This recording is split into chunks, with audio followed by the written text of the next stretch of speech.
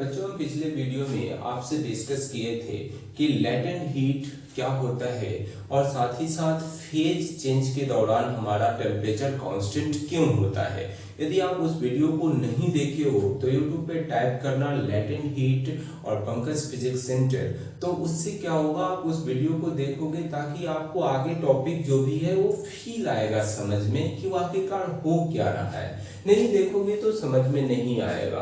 तो एक बात फिर से सुनो कि आज हम आपसे डिस्कस करने वाले हैं कि मतलब इवापोरेशन और वेपराइजेशन में क्या डिफरेंस है। तो हेडिंग लिखना बच्चों, हेडिंग लिखना डिफरेंस बिटवीन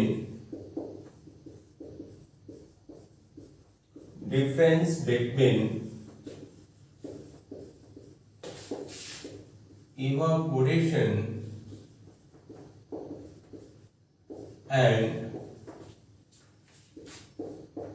वाइपराइजेशन। क्या लिख रहे हैं? Evaporation and वाइपराइजेशन।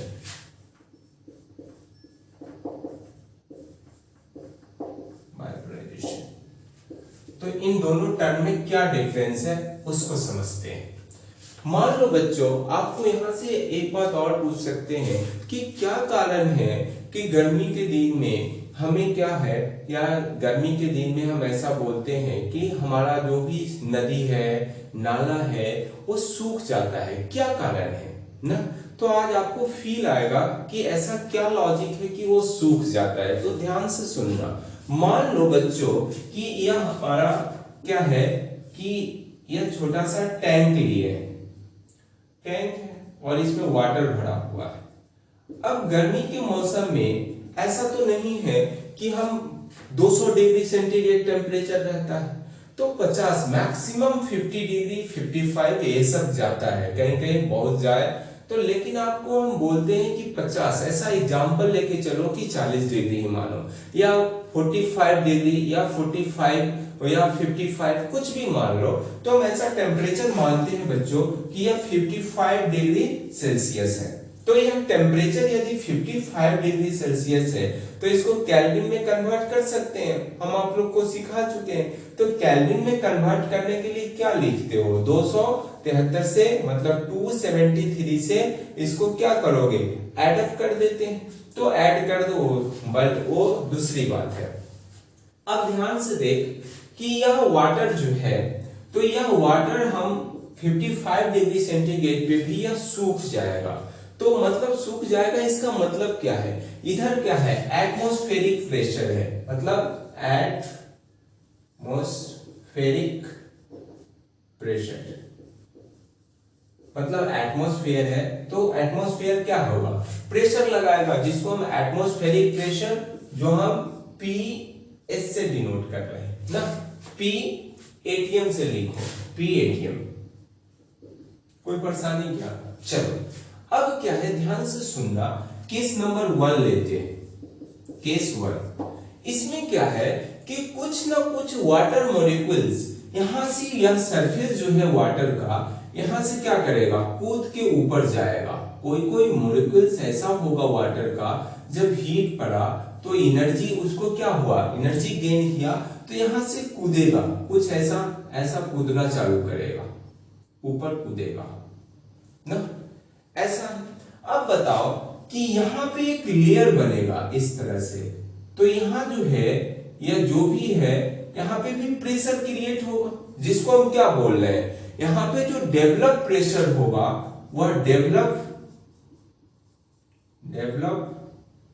प्रेशर, जिसको हम क्या बोल रहे हैं, develop vapour pressure,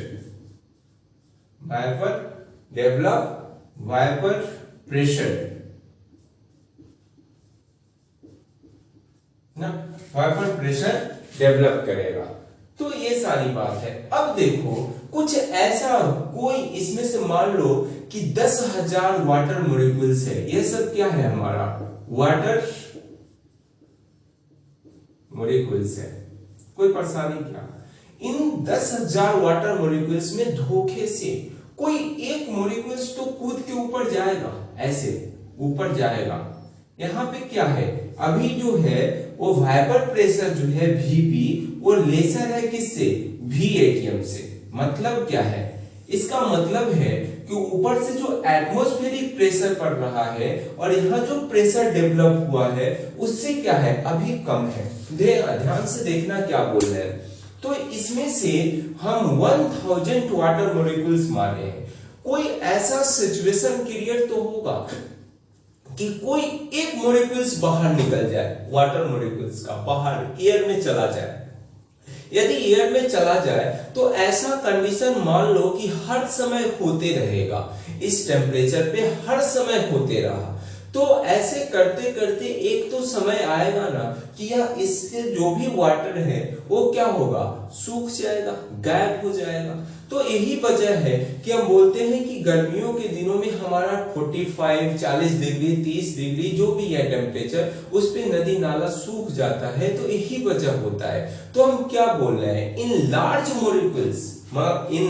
molecules of water, जिसमें से एक भी मॉलिक्यूल्स बाहर निकल गया, ऐसे करके एयर में निकलते रहा, तो क्या बोला, मे बी वन मॉलिक्यूल्स, हम ऐसा लिख रहे हैं बच्चों, may be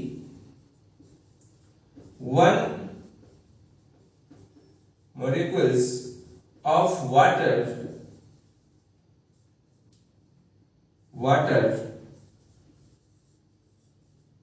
goes in air.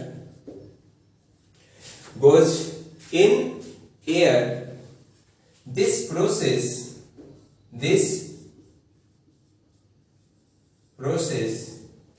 is known as evaporation.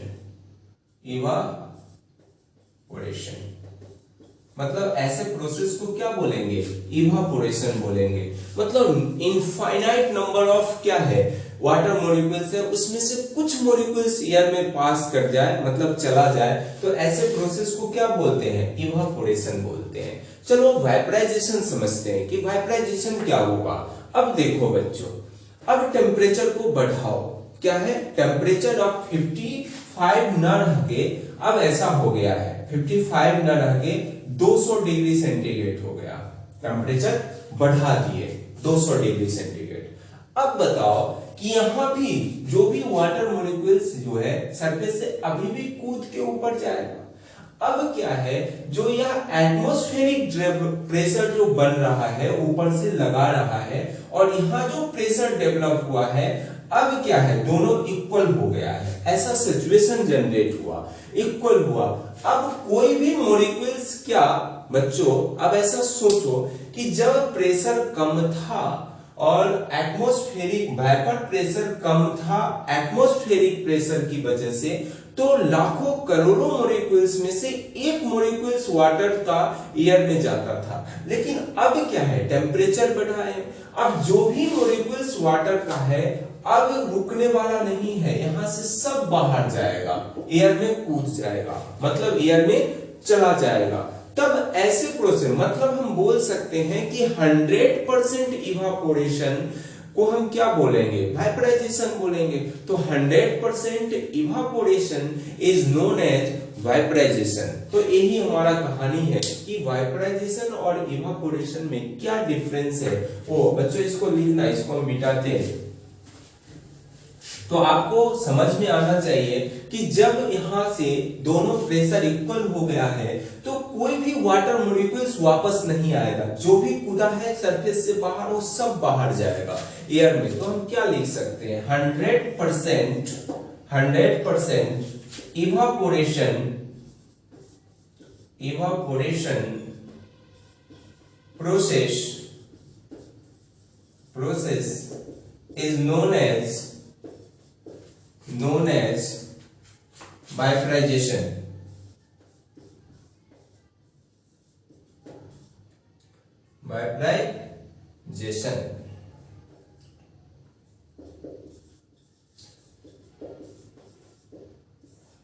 तो इस तरह से इवापोरेशन और वाइपराइजेशन में मेन डिफरेंस है।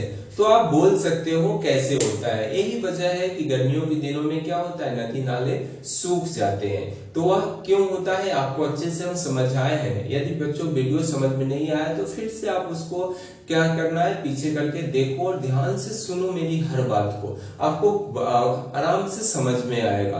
अगले वीडियो में हम लैटेंट हीट ऑफ फ्यूजन क्या होता है इसके बारे में डिस्कस करने वाले हैं। That's it.